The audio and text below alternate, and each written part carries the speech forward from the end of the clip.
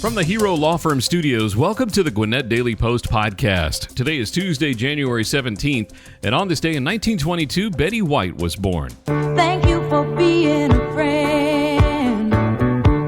Travel down the road and back again.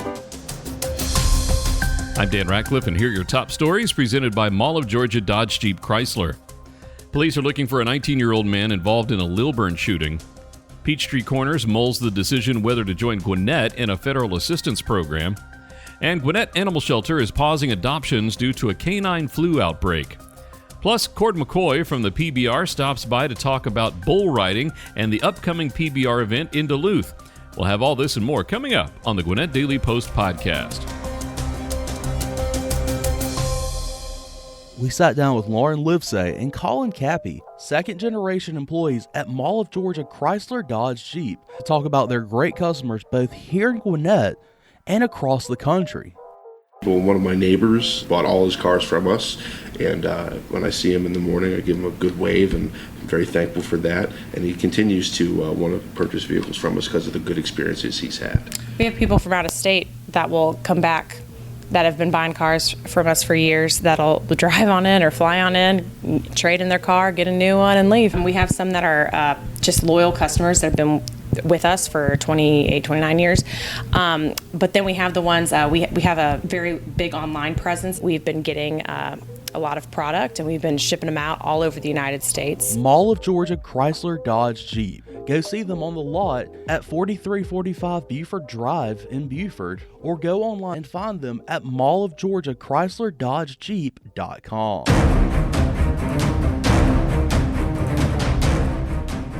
Gwinnett County Police are searching for a 19-year-old man who's wanted for a deadly shooting that happened in the early hours of Saturday morning. Miguel Rodriguez is wanted for felony and aggravated assault in the death of 45-year-old Felipe Velasco. Police responded to a call on Fox Forest Court in Lilburn around 12:40 a.m. and found Velasco inside the home suffering from a gunshot wound. Velasco was transported to the hospital but was pronounced dead upon arrival. Police say Rodriquez is known to drive a Jeep Wrangler with Georgia tag XEG482. Apparently, a domestic-related dispute led to the shooting. Police are asking anyone with information to share in the case or who has information on Rodriguez's whereabouts to contact Gwinnett detectives.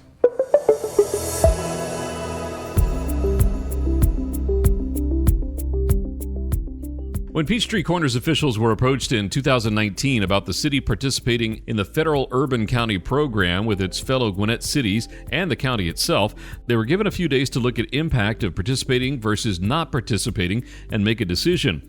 Without a whole lot of time to think it over and without knowing the county would be impacted if the city did not participate, Peachtree Corners leaders decided to pass on the offer. Flash forward to this past Tuesday, and the situation was very different. The city's leaders, armed with new information from the county, are considering joining the program. Peachtree Corners is the only Gwinnett city, the only part of Gwinnett, in fact, that does not participate in the urban county program. The federal program is set up to help communities get HUD assistance grant funding. Gwinnett cities who opt to participate in the program with the county, as well as qualified residents who live in those cities, can apply to the county's HUD program for community development block grants. If a city does not participate in the program with the county, its qualified residents have to apply to the state for assistance. In that scenario, Peachtree Corners residents would have to compete against a much larger pool of applicants from across Georgia, and they would therefore be less likely to get approved for help. County and city officials said Gwinnett is missing out on $350,000 per year by not having Peachtree Corners participate because of the population its inclusion adds. Gwinnett County residents who want to adopt a dog or surrender a pooch they're no longer able to care for at the county's animal shelter are out of luck for now. County officials have stopped dog adoptions and intakes at the Bill Atkinson Animal Welfare Shelter in Lawrenceville until January 19th because of a disease outbreak at the shelter. The situation at the shelter only affects dog adoptions and intakes, so people who want to adopt a cat can still do so at this time. Some dogs can also still be brought to the shelter for intake, but only if they're injured. The county is also allowing pet owners to come by and reclaim their lost pets, including lost dogs, at the shelter despite the suspension of dog adoptions.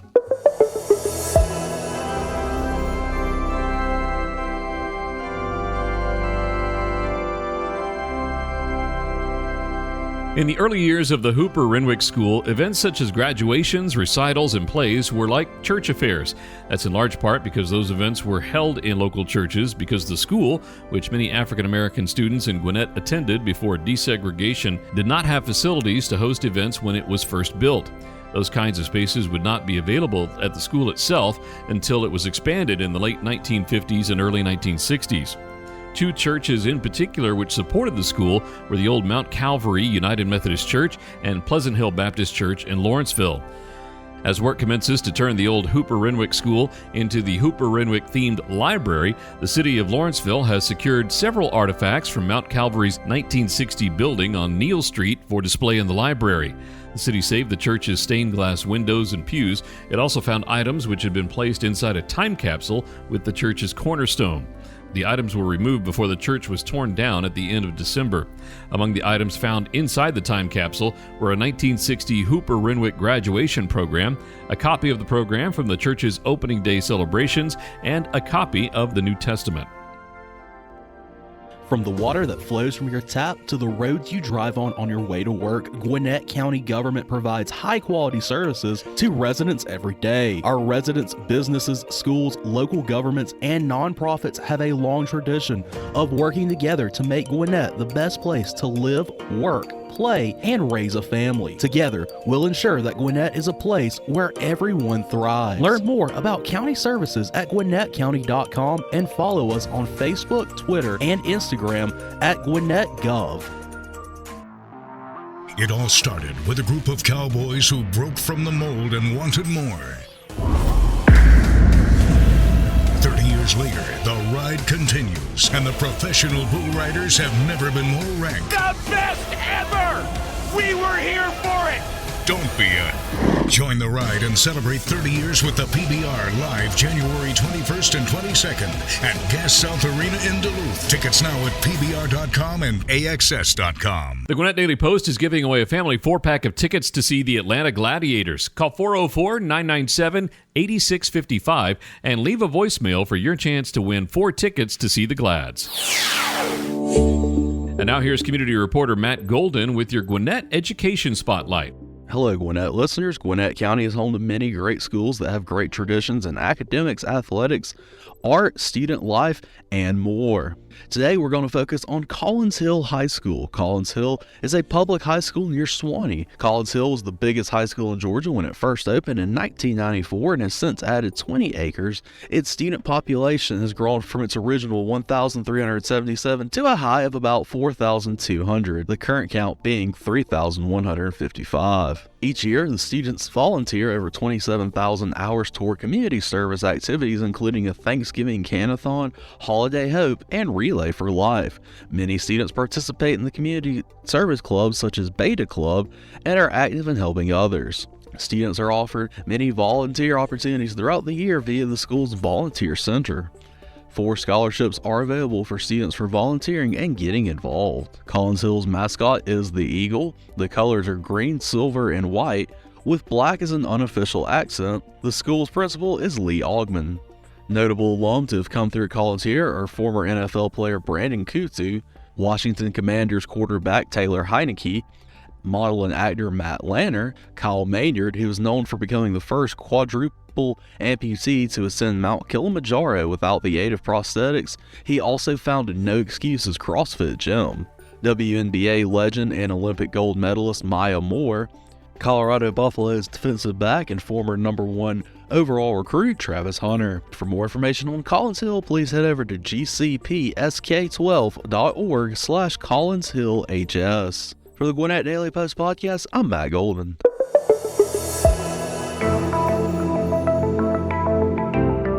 Multiple Gwinnett County government and business leaders have been named among the most influential and notable people in the state by Georgia Trend magazine. The magazine released its annual 100 Influential Georgians list, as well as its list of notable Georgians this month.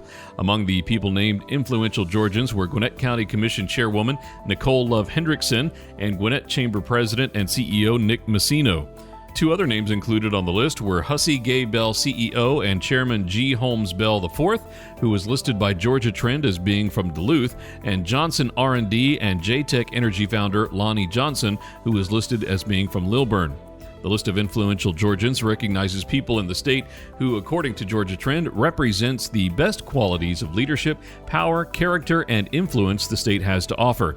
It includes a broad cross-section of Georgians from government officials, such as Governor Brian Kemp, to business, healthcare, education, and nonprofit leaders, and even University of Georgia head football coach Kirby Smart.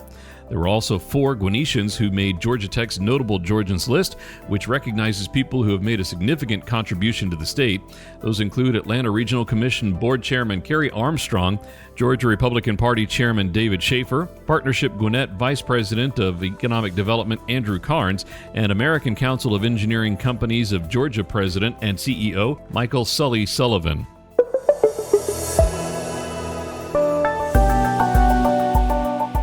And now PBR's Cord McCoy joins the show to talk about all the exciting stuff happening with the tour and the upcoming event in Duluth.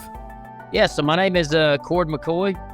Today I'm a PBR Stock Contractor. I actually was a professional bull rider before. Went to the PBR World Final 6 times. One of the biggest things I got to do was represent the United States on the World Cup team and ride bulls in Australia. But I feel like bull riding is kind of taken me around the world in a sense. Got to do the amazing race and race around the world a couple of times. But now kind of the biggest thing is I own the reigning world champion bucking bull, a bull called 612 riding solo. And, plan to have him out there to you guys next week. So you guys get to see the champ buck right there in, at the Gwinnett shootout right there in Duluth, Georgia. Man, that's an amazing intro because it sounds like you have a lot, and I really don't know the best place to start. But I guess let's just start with now. You said you are, can you say it again, stock contractor? Yes, I'm a stock contractor. So I bring the bulls, for I guess to make it simple, I kind of play for the other team. It's like if you played for the Yankees, I would be the Red Sox in a sense. But the funny thing is, so I was racing and training bulls as I was riding. So I'd built a practice pen there at the ranch, and I would train on these bucking bulls every week. And at one time, my breeding program and my training program with the bulls got better than me riding. So I kind of just stepped out of the way, and then took the job of being a PBR stock contractor. So it's I get to kind of do the same sport in a sense of of a Major League Baseball player, then turning into a coach. It's kind of what I get to do right now. But, it's kind of what I've loved my whole life. I love livestock. My whole family has been in livestock and ranching, but I kind of get to do the higher end level. I get to mess with the best athletes in the world, which I think are the bucking bulls. Not only that, we have a breeding program here in Oklahoma at our ranch. So, yeah, that's kind of what I love to do. And it's the PBR has given us a lot of big opportunities to showcase these bulls, not all around the United States, but, I think the PBR has gone global. That's amazing. And it sounds like, you've been a rider, ridden at the top level. You're now raising bulls and raising the champion bulls. Probably no one's going to know this sport better than you, and you seem to know it inside and out. What goes into breeding and raising bucking bulls? Well, it still feel like we're still a fast moving train. I think bull riding in itself, or the bull power, I guess you could say, has changed so much just in the last 10 years that I've been around. So you kind of look at it that way. I remember when I was in high school in the late 90s, and they're turning on the TV and they had cloned a sheep, and I was just so amazed by the technology they had then. But even in my riding career, I got to ride a clone of a world champion bucking bull. So you think about what they can do with that technology, and now we're turning it around and used it in the bucking bull world.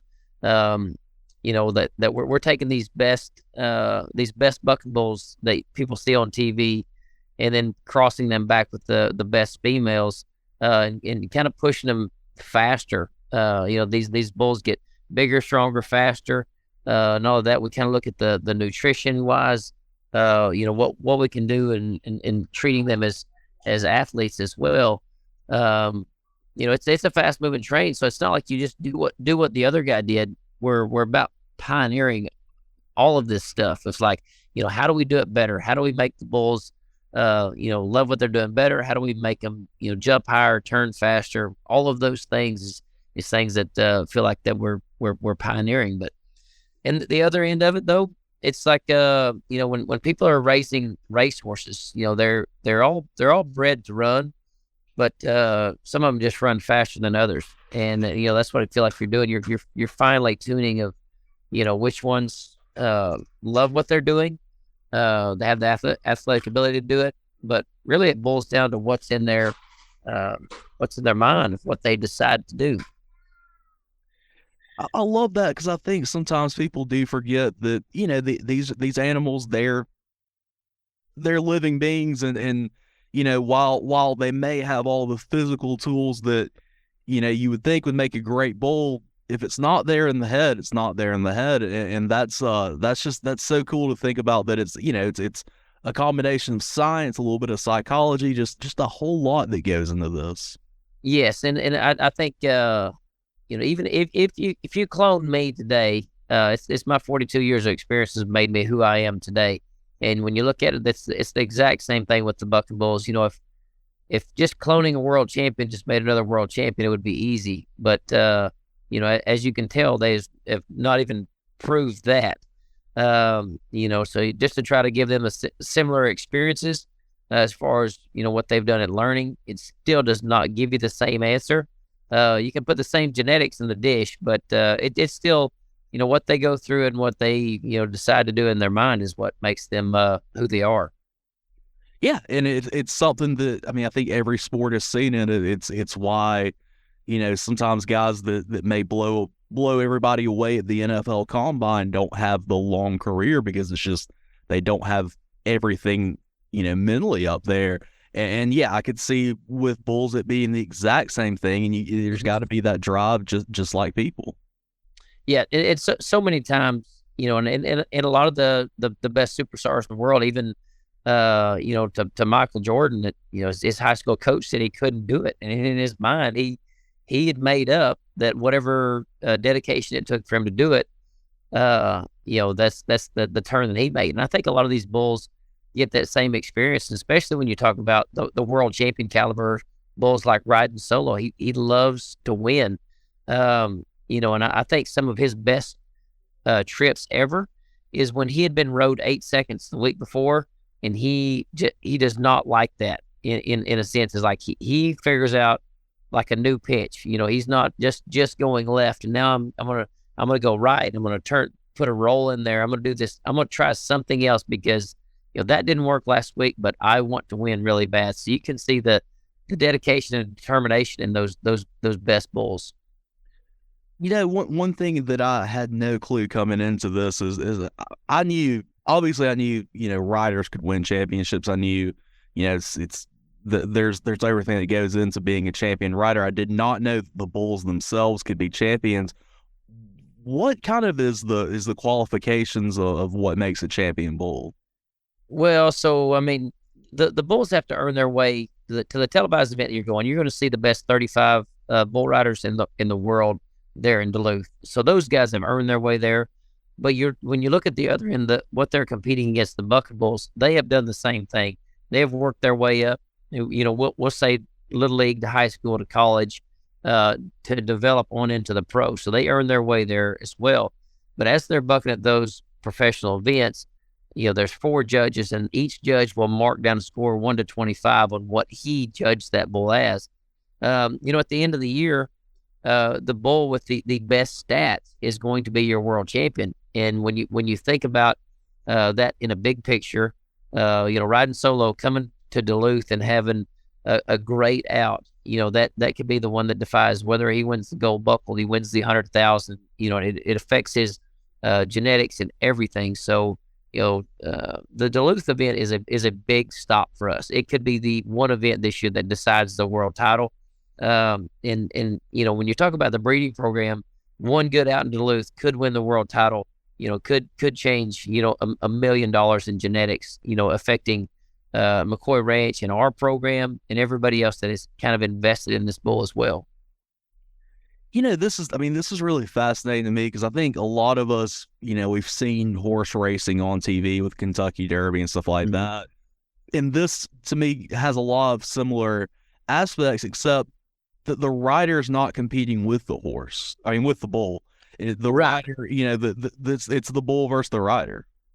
Yeah, I think we have the one sport in the world that literally both teams can win. And I know that's kind of hard to really wrap your mind around, but being an ex-bull rider, I guess it's easier for me to understand that I can bring riding solo to Duluth. The number one rider in the world can ride him for 8 seconds and be, 94 points, and riding solo still have the highest score for a bucking bull.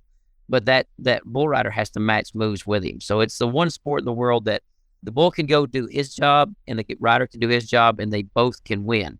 Now, of course, the better the bull is, the tougher it is for the rider to get him rode, and their riding percentage is going down because he's that much more challenging. But it can happen, and we've seen it several times. When you talk about world title races, when Jose and Whoopall were going head to head, there were several times they met up, and Jose would have the highest rider score, and Whoopall would have the highest bull score at the same location, matched together as well. I mean, they would be one time they were 98 points, with that combination.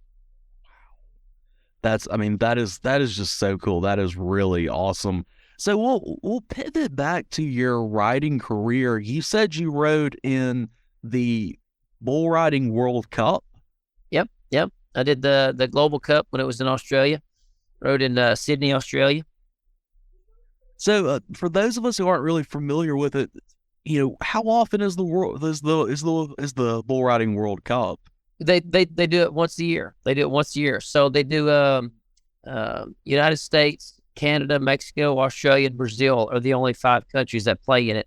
But each country will put in their best 5 riders, and it's kind of a team aspect of who's competing against who. But it was such an honor for your country to select you. The coach that was selected for United States to pick me to ride for the country.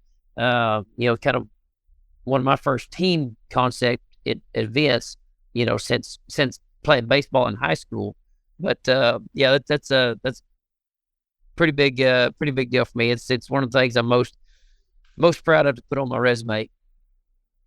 How did you get started in bull riding? Oh shoot! So my dad rode bull, so it was easy. Everybody was doing it when I was coming around. So I started riding sheep and rodeos and calves and steers and worked my way up. And I was blessed to have a lot of opportunity. And then by the time I was in high school, I was already making a living riding bulls. I made more money riding bulls than most of my teachers did in high school. Then I got a full ride scholarship to go to college on a rodeo team at Southwestern Oklahoma State University. And even after college, I never even fill out a resume. I just went straight into professional rodeo and professional bull riding. Yeah, that's amazing. I mean, you were earning good money in high school doing something you loved. It took you to college, and it's taken you on to a great career. I mean, that is just awesome. Oh yeah. Well, sometimes in 8 seconds you can get a bigger paycheck than a lot of other stuff. But it's got the other hard knock ideas as well. There's a lot of times that I'd wake up in the hospitals, they'd be stitching my face up. And I've had every kind of I don't know. I spoke at several schools, and I tell them, I said, I bet you can't pick a bone that I haven't broke. So there's the hard knocks of bull riding as well. Some days it's it's kind of an easy gig for 8 seconds, but boy, there's a lot of those other things you have to lay in a hospital bed for a while too. See, it takes more dedication than about anything that I've ever done. To be literally knocked down so many times, and to be able to get up and shake it off and go back again. So it's probably like boxing or something like that. Somebody's going to hit you, so you kind of got to be able to take it. And, and I'm sure these days, being kind of on the other side, you definitely are. Your body's probably happy not to be taking that abuse, but do you miss riding some? Oh, I miss riding for sure. I love riding. It's the falling off that they got old. But no, I never did. I never did get tired of riding bulls. I always loved it, and it was always something I craved. And it kind of became something when I was 33 years old. I felt like my body was slowing down, and I wasn't as good. I felt like I needed to either step down on the level of bulls I was riding or quit. And that was the time I was like, man, I love the top level, and I craved it, and I wanted to stop there. So I was just kind of blessed with a good set of bulls that were ready for the top level. That I didn't have to stop going to the PBR events. I just kind of went from riding them to focusing on training and hauling the bucking bulls. So I was just kind of in the right spot at the right time with a bunch of that stuff. You mentioned earlier you talked to a lot of schools and talked to a lot of kids. Do you ever have to, I imagine there's a lot of kids that hear your talks and see that and think you have the coolest job in the world and want to get into riding. Do you ever have to kind of talk to their parents and be like, okay, it's going to be dangerous, but it will be. Yeah. That's the, oh man, I have to remind people sometimes. So I live in a little town called Lane, Oklahoma, and it's most famous for a bull rider by the name of Lane Frost. If you'd ever seen the movie called 8 Seconds. Well, the story is at the time, he was the reigning world champion bull rider, meaning he was the best bull in the world. And he was killed by a bucking bull, the Cheyenne Frontier days. And, so they say the bucking bulls, they don't read buckles. They don't care, where you come, what you've done. There's, it's pretty dangerous sport. So you kind of gotta more than love it. It's, probably like signing up for the Army or something like that. It's just not something you just I say fun and go try out. It takes some dedication. I guess you could roll the dice and just go get on one and see what it feels like. But if you want to do it for a job, I'd plan on getting your butt kicked and have to get up again. Absolutely. I can only imagine. So, for the event coming up in Duluth, if you've got somebody who's never been to a PBR event before, what should they expect? Oh, the cool thing about the PBR, it's so self-explanatory. You're going to see, how great the athletes of the bulls are and what it takes for these riders to be able to match moves with them for 8 seconds. The cool thing about it is, we talk about those 5 different countries that compete. You're going to see the best of the best. You're going to get to see the top 35 bull riders from around the world in one spot, and that's what it's like the PBR literally puts a bunch of dynamite together with those bucking bulls and those best riders, and they'll be playing with matches. So they put those exciting components together, and I definitely see the people on the edge of their seat to watch to see what happens, because so many weeks we go to different locations across the country and make history, and that's what it takes. I think right now the number 1 bull rider in the world, well, I guess it's just changing pretty quick, because last week in New York City, Jose Vitor LeMay won, and I'd say he's one of the top 5 bull riders of all time, and he continues to make history wherever he goes. So to get him matched up maybe with the world champion, the reigning world champion bucking bull in Duluth, we plan to come make history again. Gwinnett County Public Schools is hiring for a director of construction and contracts engineering.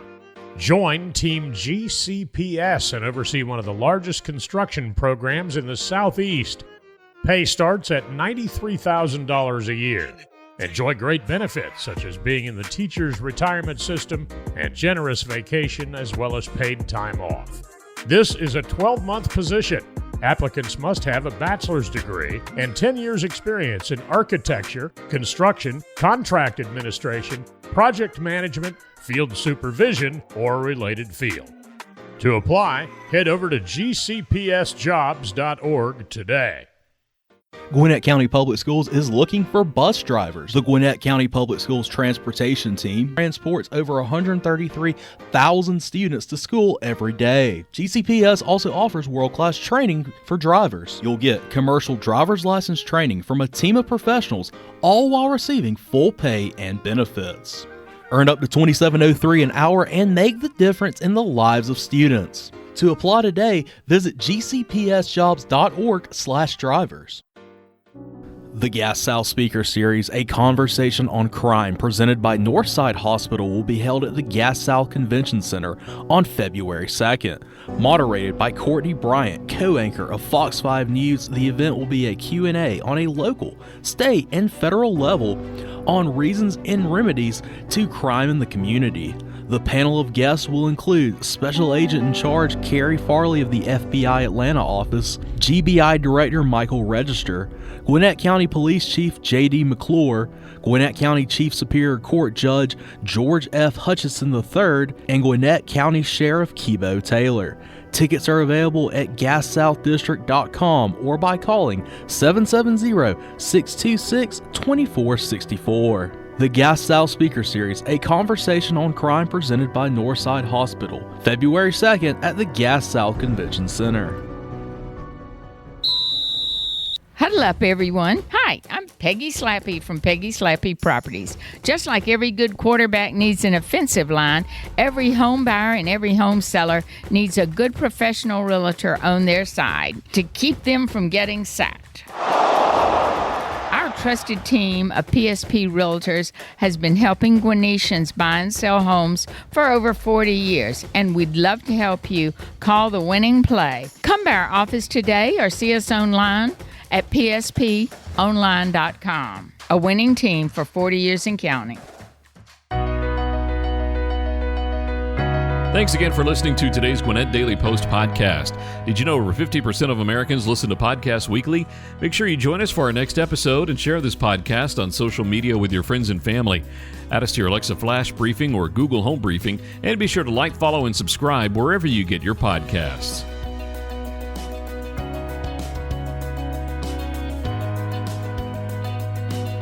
This podcast is a production of BG Ad Group. Darren Sutherland, Executive Director. Jacob Sutherland, Director. Matt Golden, News Director. Chen Ray Zhang, Director Producer. And Jason Gentarola, Audio Producer. All rights reserved.